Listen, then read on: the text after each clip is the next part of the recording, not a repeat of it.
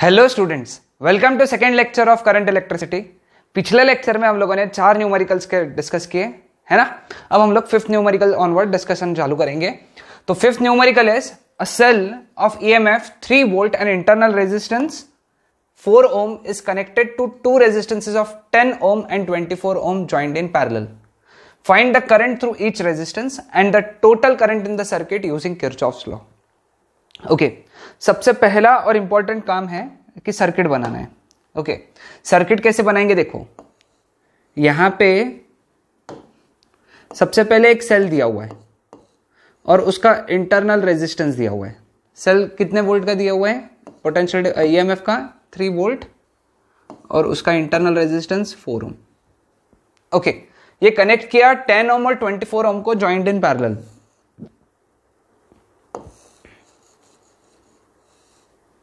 ये 10 ओम और 24 ओम। 24 ओम थोड़ा सा नीचे बनाएंगे।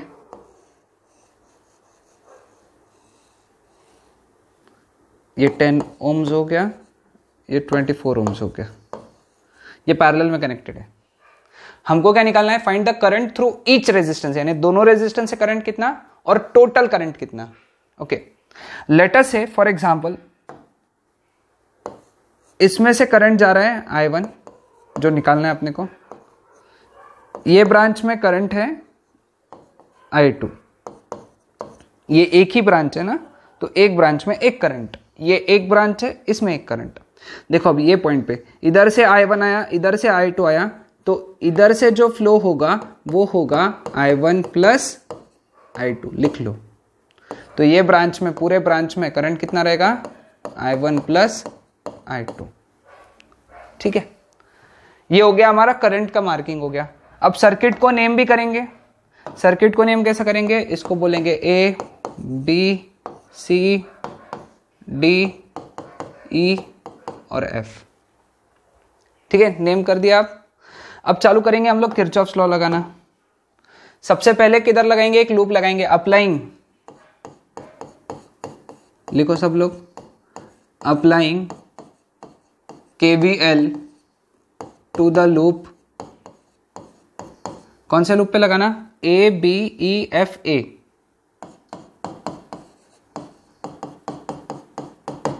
है ना, A, B, E, F, L पे लगाएंगे। A to B कुछ भी नहीं है। देखो B to E हम लोग जा रहे हैं, करंट भी B to E जा रहा, तो potential difference negative. Potential difference कितना रहेगा? करंट मल्टीप्लाइड बाय रेजिस्टेंस, यानी 10 I1। माइनस लिखा क्योंकि डायरेक्शन सेम है। E to F कुछ भी नहीं है। F to A में सबसे पहले आया ये रेजिस्टेंस। हम जा रहे F to A, करंट भी जा रहा है F to A, तो potential difference negative. Potential difference कितना आएगा? -4। करंट कितना है? I1 plus I2। फिर आई बैटरी, सॉरी सेल। सेल का पहले आया निगेटिव टर्मिनल, बाद में आया पॉजिटिव टर्मिनल, तो क्या लिखेंगे उसका? EMF +3 = 0। ठीक है, ब्रैकेट्स ओपन करेंगे और ये निगेटिव के टर्म्स उधर लेके चल देंगे, तो क्या हो जाएगा फिर? 10I1 plus 4I1 plus 4I2 = 3। तो कितना हो गया ये? 14I1 plus 4I2 = 3। ठीक है, ये हो गया हमारा पहला इक्वेशन। इसको लिख देंगे इक्वेशन नंबर 1। अब दूसरे लूप में KVL लगाएंगे। अप्लाइंग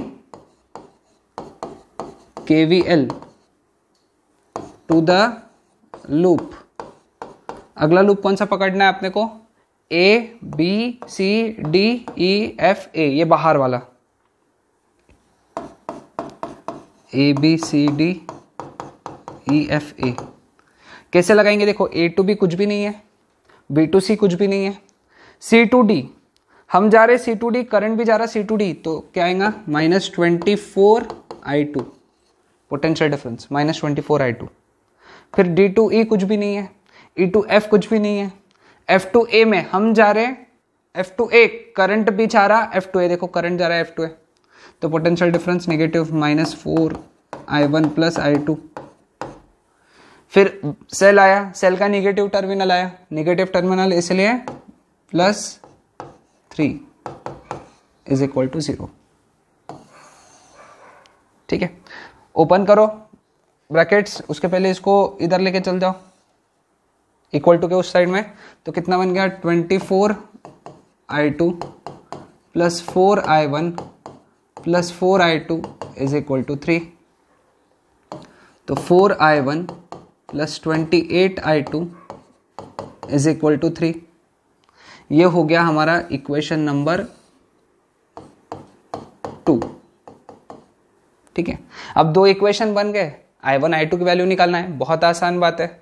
अब ये यहाँ पे हम लोगों को क्या करना पड़ेगा, इसको 7 से मल्टीप्लाई कर देंगे हम लोग। इक्वेशन 1 को अगर हम लोग 7 से मल्टीप्लाई करते हैं, ओके 7 से मल्टीप्लाई करना है, तो 7 से मल्टीप्लाई करने के बाद में ये बन जाएगा 98i1, इक्वेशन 1 को 7 से मल्टीप्लाई कर रहे हैं, plus 28i2 is equal to 21। फिर ये इक्वेशन है, equation number 2 4i1 plus 28i2 is equal to 3। Subtract कर दो, तो ये सब्ट्रैक्ट किया तो ये तो कट हो गया, तो क्या बचा यहाँ पे 94i1 इज इक्वल टू 18।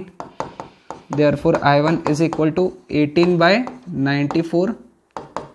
इसको अगर सॉल्व किया तो कितना आता है 2 9 247 ampere.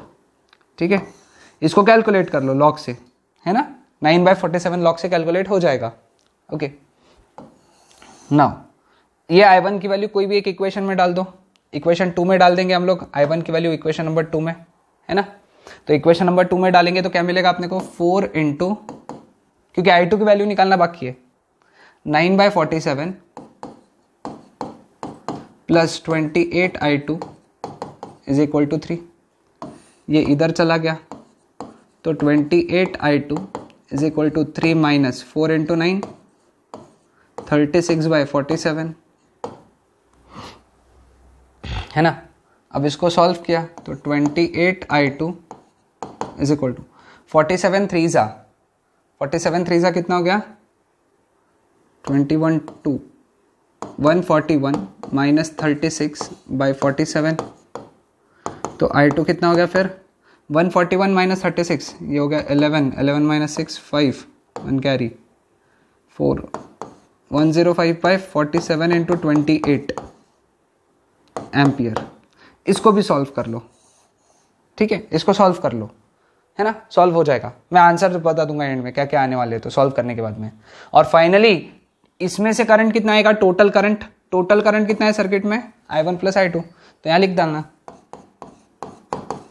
Total current I is equal to i1 plus i2। Total current जो है that is i1 plus i2, ठीक है। तो total current I that is equal to, okay, मैं सभी के वैल्यूज बता देता हूँ, एक काम करता हूँ यहाँ पे सभी के वैल्यूज लिख देता हूँ, यानी तुमको सॉल्विंग के बाद में क्रॉस चेक करने में मदद होगा, है ना। तो I1 का जो वैल्यू है that comes out to be 0.1915, I1 0.1915 ampere. I2 का जो वैल्यू है दैट इज 0.07979 एम्पियर। और I का तो इन दोनों का एडिशन है, तो इन दोनों का एडिशन जो आएगा वो आएगा 0.27129 एम्पियर, है ना, 27129 एम्पियर। ये वैल्यूज लिख लो, मतलब ये सॉल्व करने के बाद में, है ना, ये इक्वेशन जो है ये सॉल्व करने के बाद में जो तीनों डब्बे वाले इक्वेशन है सॉल्व करोगे तो ये आंसर आ जाएगा। मेथड ध्यान में आया ना, कैसा लगाना है केवीएल, हाँ, ओके।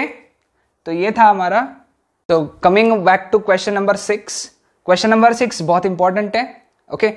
तो यहाँ पे हम लोगों को क्या करना है, करंट थ्रू गैल्वेनोमीटर निकालना है। ऐसा अरेंजमेंट दिया है, ये 2 एम्पियर है तो ये भी 2 एम्पियर ही रहेगा, क्योंकि जितना करंट आया उतना ही करंट जाएगा, ठीक है। तो अब करंट मार्क करेंगे हम लोग सर्किट में। सपोज यहां से जा रहा है I1, तो फिर अगर 2 एम्पियर में से I1 इधर गया तो इधर कितना जाएगा 2 माइनस I1, है ना। उसमें से IG नीचे चला गया, तो I1 में से IG अगर इधर गया तो इधर कितना जाएगा, I1 माइनस IG, है ना। इधर I1 आया, इधर IG गया, तो I1 माइनस IG इधर जाएगा। अब देखो इधर से कितना आ रहा है 2 माइनस I1, इधर से कितना आ रहा है IG, तो इधर से कितना जाएगा 2 माइनस I1 प्लस IG, ठीक है। तो करंट समझ गए सबको अच्छे से? अगर नहीं समझ में आ रहा है तो रिवाइंड करो, उसमें मैं समझाया है अच्छे से, तो तुमको ध्यान में आ जाएंगे। अब लूप को नाम दे दो ABCD, है ना। तो अब क्या करेंगे हम लोग, applying KVL to the loop ABCD। मैं डायरेक्ट ये लिखूंगा टू द लूप ABCD, तुम वो पूरा स्टेटमेंट लिख देना ABCDA, है ना। Applying KVL to the loop ABCD, sorry ABDA, ये वाला लूप है ABDA, ठीक है। अब हम लोग जा रहे A to B, करंट जा रहा है A to B, तो potential difference -5I1, same direction. हम जा रहे B to D, करंट जा रहा B to D, तो -10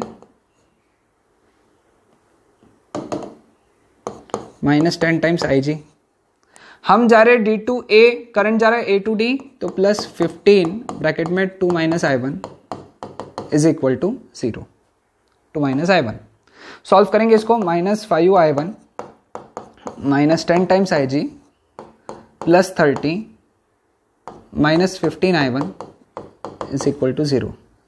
-5I1 -15I1 -20I1 -10 times IG +30 is equal to 0।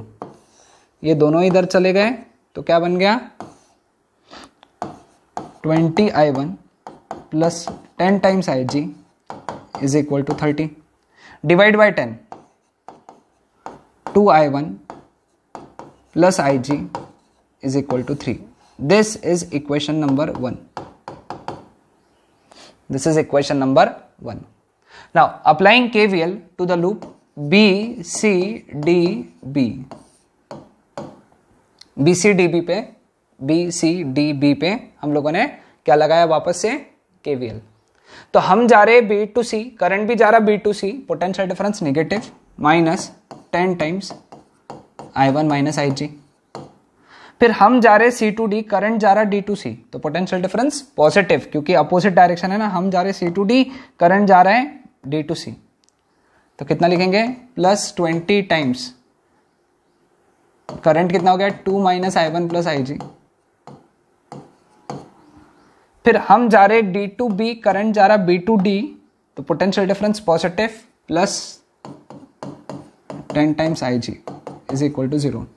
Brackets open करेंगे, -10I1 plus 10IG plus 40 -20I1 plus 20IG plus 10IG is equal to 0।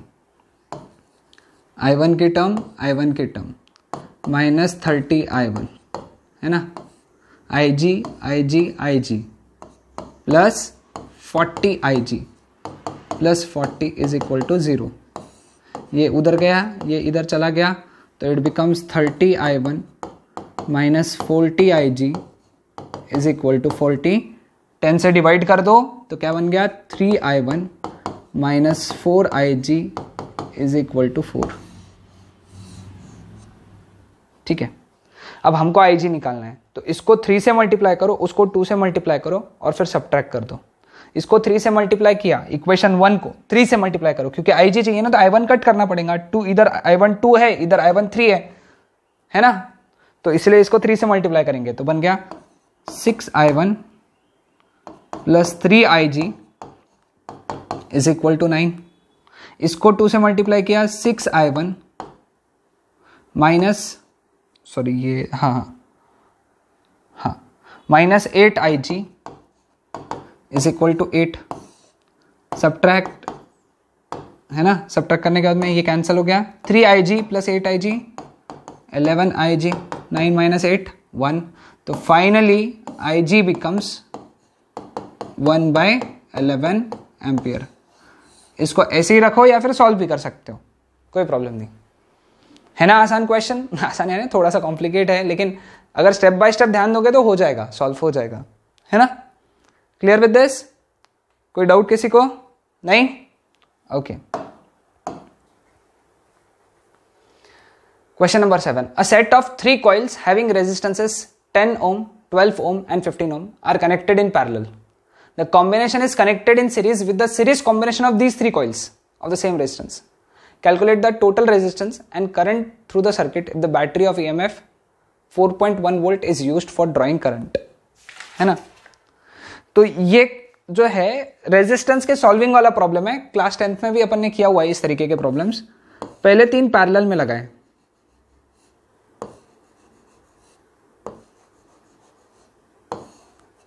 ये parallel कौन है? 10, 12, 15 है ना।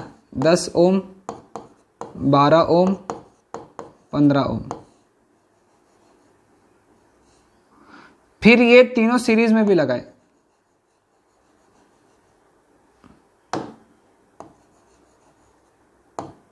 दस, 12, 15। ये हो गया इनका सीरीज भी कॉम्बिनेशन, है ना। और ये लगाया टोटल,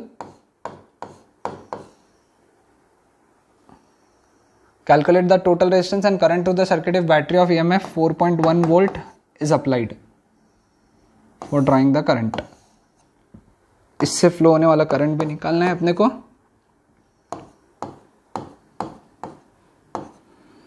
I और टोटल रेजिस्टेंस भी निकालना है। अब ये तीनों पैरेलल है तो इनका पैरेलल का कॉम्बिनेशन क्या आएगा? 1/RP is equal to, parallel का formula 1/RP is equal to 1/10 plus 1/12 plus 1/15 है ना। क्लास 10th में था हम लोगों को 1/10 प्लस 1/12 प्लस 1/15। एलसीएम कितना हो गया इसका? 60 हुआ ना, तो बन गया 6 प्लस 5 प्लस 4, तो हो गया 15/60 है ना। 1 जा 4 सा, तो 1/RP 1/4 है,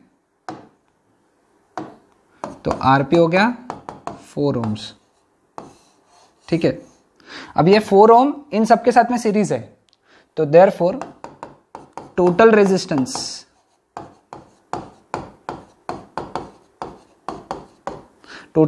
कितना रहेगा? 4, 10, 12, 15। तो total resistance R is equal to 4 plus 12 plus 10 plus 15। आगे पीछे भी लिख सकते हो, है ना। तो therefore total resistance is equal to 16, 26 और 41 ohms। ये हो गया 41 ohms इसका आंसर। ठीक है, समझ में आया? तो सर्किट कैसा बन गया?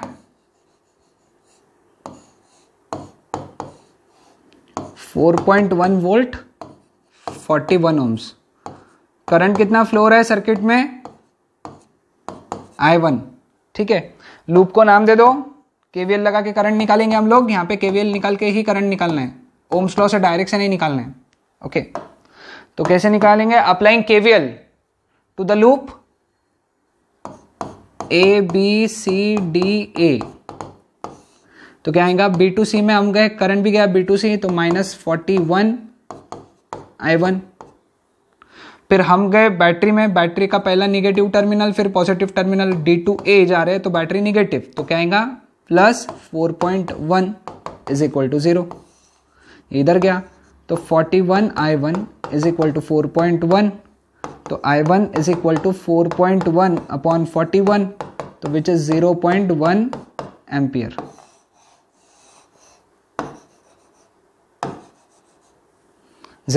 एम्पियर। समझ में आया? बहुत आसान क्वेश्चन था ना, क्योंकि ये तो बेसिक्स ही था 10 तक का। यहाँ पे केवीएल लगाना था, केवीएल लगा के आंसर निकालना है यहाँ पे, क्योंकि अगर बोर्ड्स में नहीं निकालोगे तो उसके मार्क्स नहीं मिलेंगे, क्योंकि डायरेक्ट नहीं लगा सकते ओम्स लॉ। ओके, केवीएल लगाना ही पड़ेगा। तो ये थे हमारे आज के 3 क्वेश्चन। इन तीनों क्वेश्चंस को अच्छे से प्रैक्टिस करो, है ना, और सॉल्व करके रख लो। Okay, that's it.